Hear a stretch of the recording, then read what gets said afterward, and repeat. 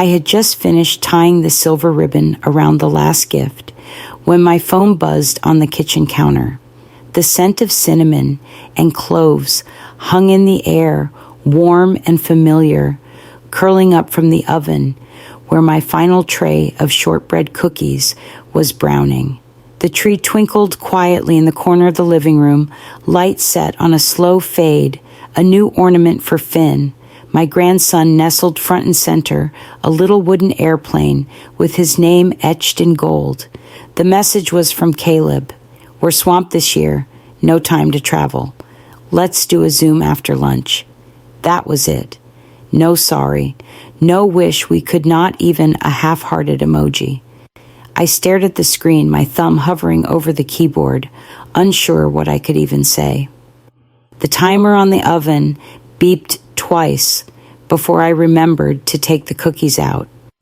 I moved on autopilot, placing them on a cooling rack, brushing the tops with powdered sugar, like I'd done every year since he was 10. I didn't respond to the text. Instead, I folded the quilt I had spent the past 3 weeks hand-stitching forest greens, soft blues, a pattern of stars and pine cones I thought Finn would love. I'd even sewn his initials into the corner, barely visible, just like I used to for Caleb's baby blankets. I placed it on top of the toy box I'd filled for him, books, puzzles, a stuffed fox I found at the holiday market downtown. I sat down at the kitchen table, the one my husband and I had bought secondhand in 1985, and stared at the 2 extra chairs across from me. They were meant for Caleb and Danica this year. I'd even ironed the linens, picked up extra almond milk for Danica's coffee. When the wind howled outside, I pulled my shawl tighter and looked out at the frozen lake beyond my backyard. It was beautiful and quiet and completely still. In that silence, I wrapped each cookie in wax paper and placed them gently in a tin labeled for Caleb. The envelope was thick yellow, heavy, and marked Priority Overnight in bold red letters.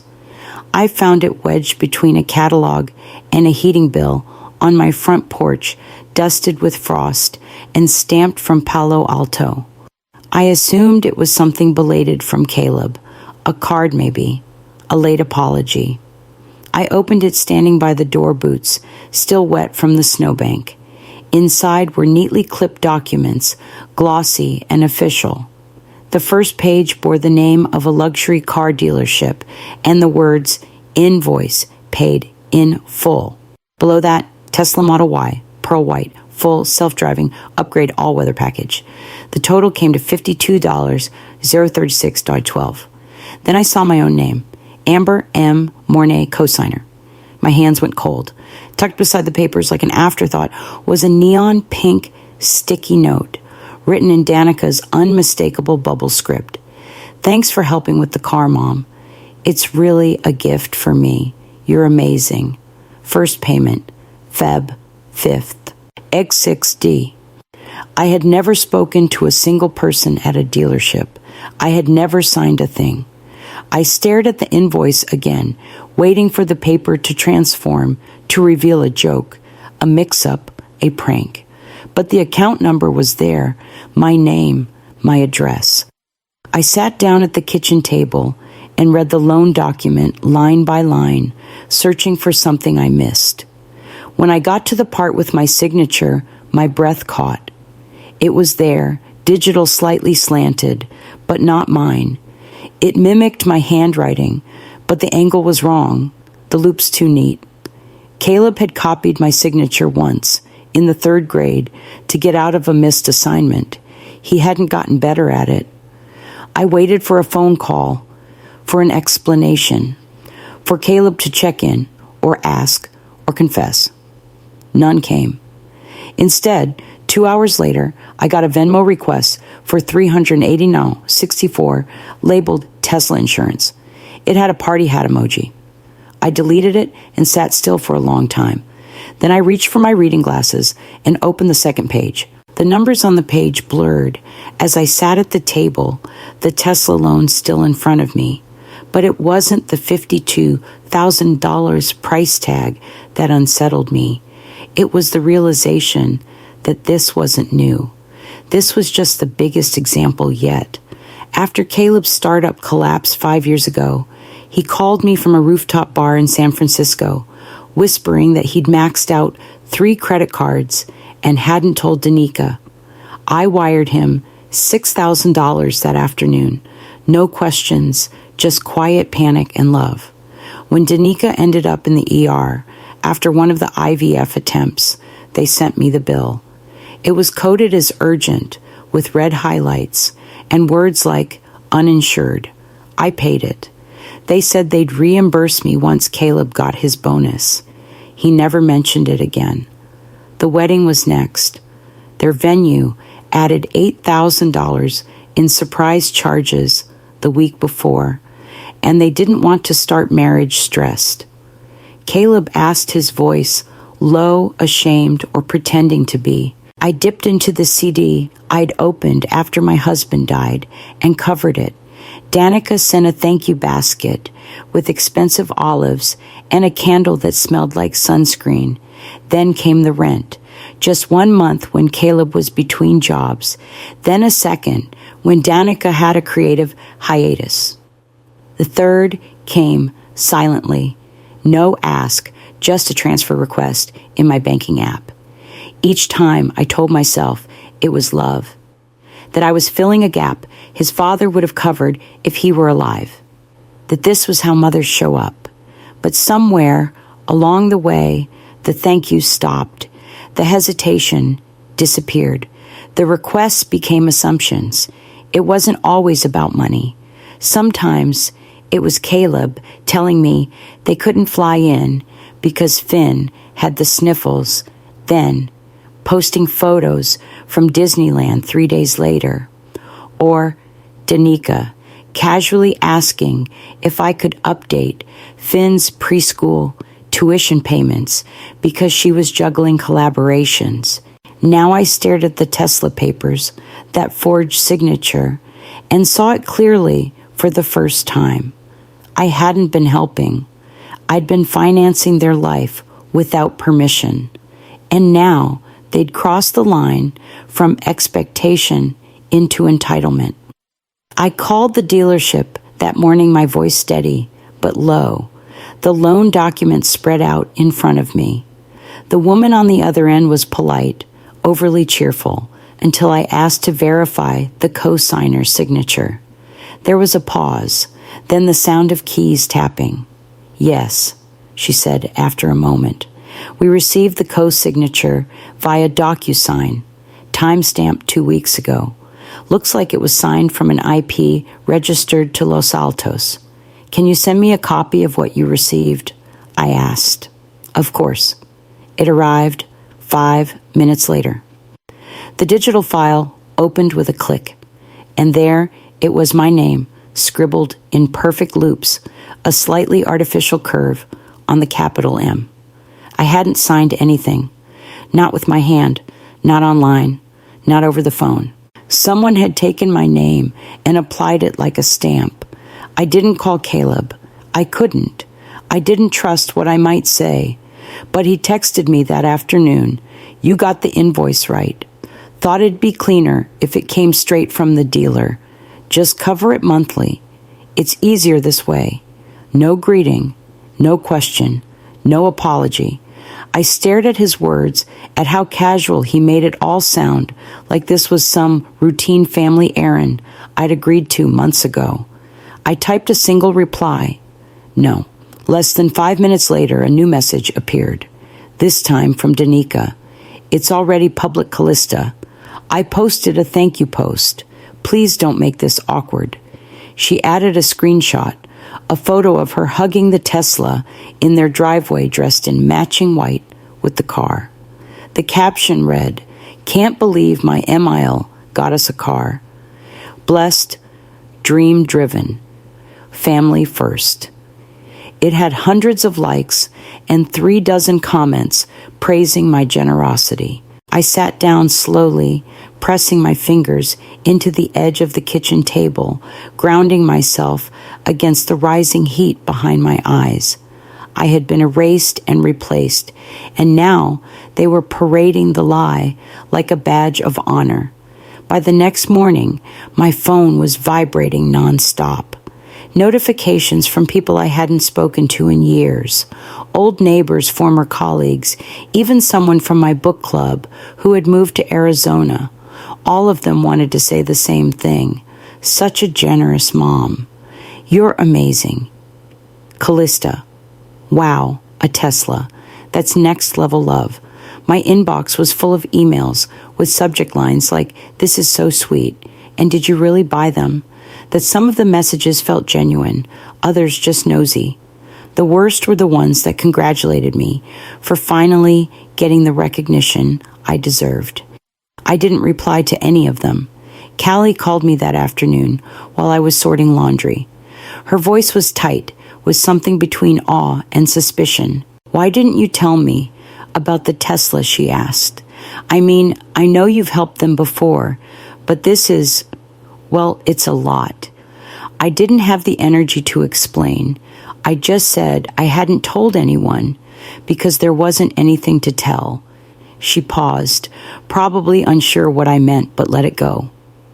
That evening, I logged into Facebook and quietly deleted the account. I set my Instagram to private and removed every tagged photo Danica had ever posted of me, filtered brunches, posed birthday dinners, captions about family love that felt hollow even at the time. I turned my phone face down and sat at the kitchen table with the lights off. Through the window, the lake was frozen over still and silver in the moonlight. I tried to remember the last time Caleb had come to visit without needing something. I couldn't. That night, I couldn't sleep. I lay on my back, staring at the ceiling, blinking in the dark, and wondering how long I'd been a prop in his life, a background figure who could be mentioned when convenient and forgotten when not. The next morning, an email from Danica slid into my inbox like ice water. "We know you're not happy, but remember, appearances matter. Let's not ruin the vibe." I didn't answer. Instead, I opened a new browser tab and searched for the number to my bank. I dialed the number to the bank with fingers I had to force to stay steady. The hold music played for 13 minutes before someone answered. I verified my identity 3 times, then asked the representative to review all linked accounts and any third-party access. "Do you want to freeze all external connections, Ms. Mornay?" "Yes," I said. "All of them." It took less than 5 minutes. Every authorized user gone. Every backup email, every shared login flag wiped. The woman on the line spoke kindly, but I could hear the curiosity in her voice. I didn't offer a story. I wasn't ready to say it out loud. Next, I called the dealership and asked to speak to someone in their legal department. I explained the forged signature. The woman took notes and said someone would contact me within 72 hours. I asked for a written statement, confirming that the loan was not yet finalized in person. She agreed. After I hung up, I found Henry's number. We hadn't spoken in a year, not since the retirement party for our old superintendent. He picked up on the second ring. "Callista, wow, it's been a while." I explained everything in clipped sentences, the Tesla, the DocuSign, the forged ID. He was quiet for a beat, then asked for the timestamp and IP log, which I had saved. "They spoofed your digital ID," he said. "Likely used cached access from an old shared device. You didn't authorize it, Cal." "I didn't," I said. "And now I need to make sure it gets undone. You want advice. No, I want results." That evening, I called the financing office at the dealership and asked to speak to a supervisor. When a man named Victor came on the line, I gave my full name loan number and said what I'd been rehearsing all day. My name was used fraudulently. I didn't sign. I want the vehicle repossessed immediately. There was a pause. He asked me to confirm again. I did. Understood, he said. We'll begin proceedings. I didn't tell Caleb. I didn't tell Danica. I let the silence do its work. 2 days later, the storm hit. Not here, not outside my window, where the lake was calm, and the snow had started to melt in soft rings around the tree trunks, but in California, where Danica had just begun her morning live stream. She was in the driveway camera, angled toward the Tesla, talking about manifesting abundance and knowing your worth. I wasn't watching live, but someone forwarded the clip to me later that afternoon. It spread fast. I watched it once, silently, teacup in hand. In the middle of her monologue, a white tow truck pulled up behind her. She kept talking until a man in a reflective vest stepped into frame. "Ma'am," he said, polite but firm, "I need to take the vehicle." Danica blinked, laughed, looked off camera. "Wait, what's going on?" "That's my car," she snapped. The stream cut off seconds later. My phone rang, not 5 minutes after that. Caleb. I let it buzz once, twice, then go to voicemail. He called again, then again. Finally, a text.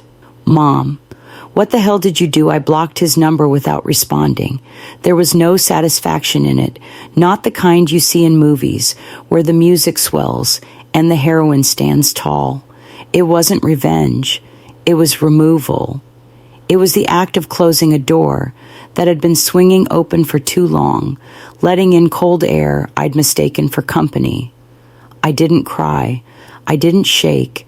I just stood, breathed, and preheated the oven. I baked lemon muffins that afternoon, real lemons, not box mix, and wrapped them in foil, still warm from the pan. I walked them 2 doors down to Joni, who opened the door with a smile and offered me her usual mug of spiced tea. We talked for an hour, mostly about seed catalogs and the rising price of eggs. She never once asked me for anything. That night, I slept with the window open, and for the first time in weeks, the air felt clean. The next morning, I changed all my passwords. After the car was gone and the noise began to settle, I started to wonder what else they'd tried to take. I sat down at my desk with a notebook and a pot of coffee and opened every account I'd touched in the last 10 years. My checking, my savings, the credit union account I kept just for emergencies, the brokerage I rarely logged into except to check on the bonds Harold had set up for me before he passed. Then I opened the retirement fund, the one I never touched, except to check the balance once or twice a year. There it was, 2 login attempts from an unfamiliar device, one successful one flagged. The IP address traced back to San Jose. I hadn't been to San Jose in over a decade. I stared at the activity log heart thudding slowly. That iPad I gave Caleb 3 Christmases ago, it must have still been logged into something. I thought I'd wiped it. Clearly, I hadn't done enough. The next day, I called a forensic accountant, a woman named Marcy, recommended by Henry. She was brisk and quiet and asked smart questions. I gave her access to everything. She called me back the following week. There were 2 other auto loan inquiries in your name in the past 6 months, she said. Both abandoned after credit checks.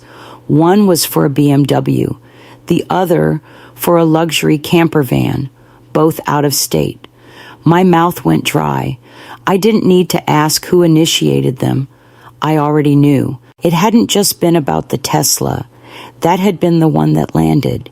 The others were warm-ups. This wasn't miscommunication. This wasn't poor judgment. It was a pattern, a quiet system I hadn't known I was part of. Like a shared bank, they thought they could withdraw from indefinitely. They hadn't asked because they'd stopped seeing the need to. I closed the last browser tab and locked my computer. Then I walked outside to check the mailbox and found a thick, white envelope with no return address. The envelope in the mailbox was from my attorney. I'd asked her to send the finalized version of my new will once the paperwork was filed. I brought it inside, made tea, and opened it with steady hands. It was all there, just as I'd requested. My estate, modest but clean, no longer flowed toward Caleb. Instead, it was now directed to 3 places: a scholarship fund for teen girls pursuing degrees in science and engineering, the West Haven Public Library, which was on the verge of losing its state funding, and Joni's animal shelter, which ran on donations and devotion and not much else. There was also a separate envelope tucked inside a note that would be delivered to Caleb only if something happened to me. It read, "Family isn't who invoices you, it's who protects you. No explanation, no apology, just clarity."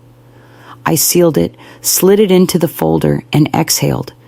Later that evening, someone forwarded me another of Danika's videos. She was crying on camera makeup, smudged just enough, sitting in the same driveway where the Tesla used to be. "Some people destroy their own family over money," she said through tears. "I guess I just wasn't born rich enough for her love." She paused, stared into the lens, like she wanted someone, anyone, to rescue her.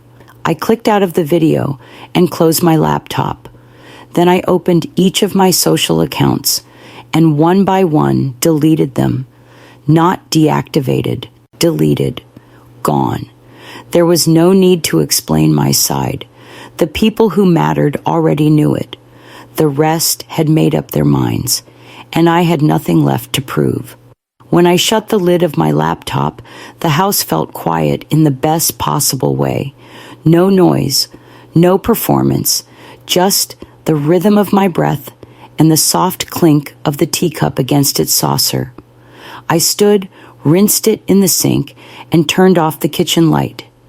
In the morning, I'd be meeting Joni at the shelter. The drive to Joni's cabin took just under 3 hours, winding through snow-dusted evergreens and quiet mountain roads that looked like they belonged in a postcard. Her nieces Grace and Mabel sat in the back seat with a tin of cookies on their laps and a Bluetooth speaker humming soft holiday jazz. When we arrived, the cabin was already warm, the fireplace glowing, the scent of pine and cinnamon tucked into every corner. We unpacked our overnight bags, stacked firewood, and set out the snacks we'd brought. Later, we roasted marshmallows over the flames, our faces lit orange and gold. Joni poured cider into mismatched mugs and told stories from her childhood, making us laugh until we forgot what time it was. At one point, she looked at me over the rim of her mug and said, "You're the calmest I've ever seen you." I nodded, curling my fingers around the heat of the cup. "Turns out peace isn't in the people who drain you," I said. "It's in the ones who fill you back up." She smiled and leaned back, her eyes kind. When midnight came, we stood on the porch, wrapped in blankets, and watched the fireworks burst silently above the trees. Reds, greens, and silvers painted the sky, each flash brief but beautiful. I raised my glass of cider and said, without performance or ceremony, to boundaries and to knowing when to say no. There were no phones buzzing, no guilt lingering in the background. I didn't wonder what Caleb was doing or if Danica was filming something dramatic under glitter lights. I didn't feel angry anymore. I didn't feel small. I just felt free. And in that freedom, I saw the quiet truth I'd been circling for years. Sometimes walking away isn't the end. It's the beginning of a life you no longer have to explain or apologize for.